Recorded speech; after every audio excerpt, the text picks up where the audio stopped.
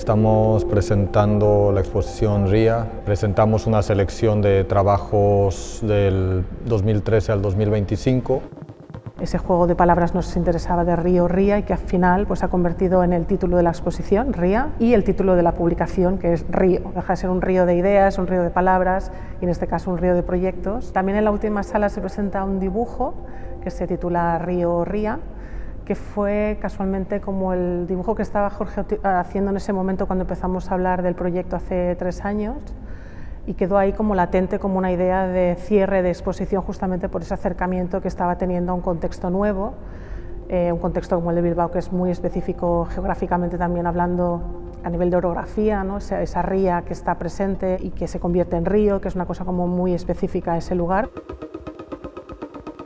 Jorge Sartori consideró dedicarse a una carrera como ilustrador editorial. Y aunque el dibujo y narrativa sigue teniendo un papel muy importante en su trabajo, en la última década de su práctica artística, la escultura y instalación ha tomado un papel muy importante también. Hay una mezcla de dibujo que se contrapone con esculturas grandes, pesadas. Esto remite a relaciones de escala que son importantes para mí tanto dialécticamente como matéricamente y que voy afinando en mis procesos. Para Jorge, la escultura es más bien una forma de crear volúmenes o procesos o actos que llegan a crear estas formas. Por ejemplo, la huella es una cosa muy importante en la obra de Jorge y es una idea que podemos considerar en relación con esta idea de ilustración editorial. Es que tiene una relación con la escritura y con la imagen también.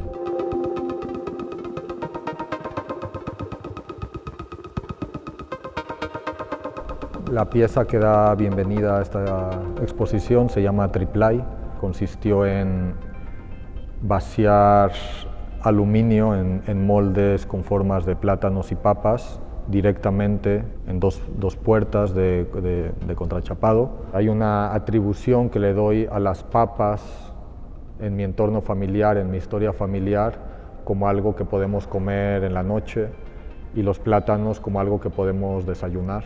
Se podría decir que las papas nos llevan a terminar cosas y los plátanos nos llevan a comenzar algo, a nacer, a despertar.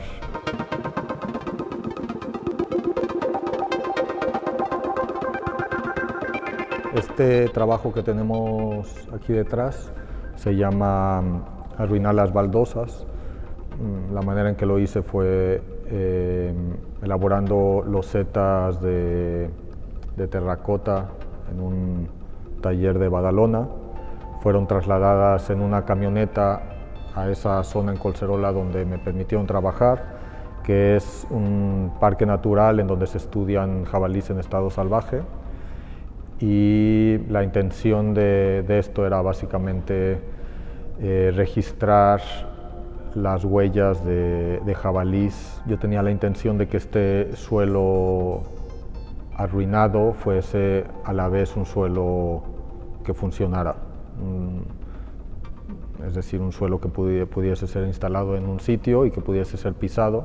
Las losetas que produjimos se reventaron por una decisión errónea en la cocción, en el horno, y fue la razón por la que estuvo latente todos estos años hasta la recuperación para esta exposición a manera de portones.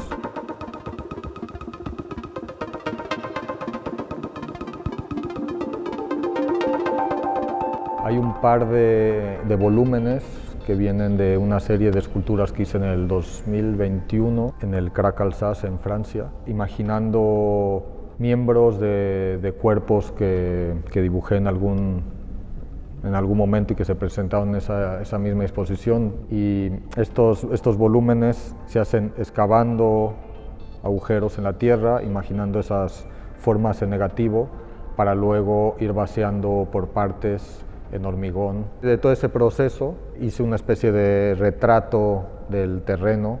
Son 4 estructuras de hormigón de 1,10 m por 2,10 m, que se llama Nunca podría olvidar la manera en que me dijiste todo sin decirme nada, paréntesis, relieves.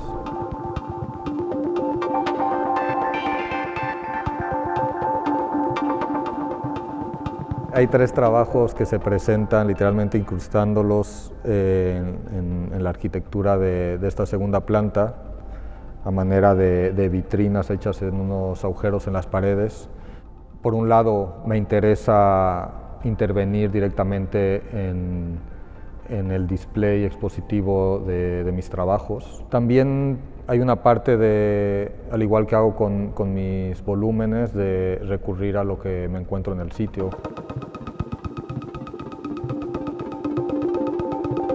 Ricardo está en la última sala, digamos, del recorrido de la exposición, y es una obra que se compone de varias partes, que también es característico del trabajo, digamos, de Jorge. Se resume, digamos, de alguna manera en ser como un retrato de una persona, en este caso un artesano del País Vasco. Está formada por 3 elementos: hay un gran mural y otras 2 que son una escultura más pequeñita y un dibujo. Este dibujo es un detalle de una maquinaria que tenía Ricardo en su taller. Los contornos de esa máquina se han transformado en 3D, digamos, en este mural compuesto de madera y de ramas de laurel.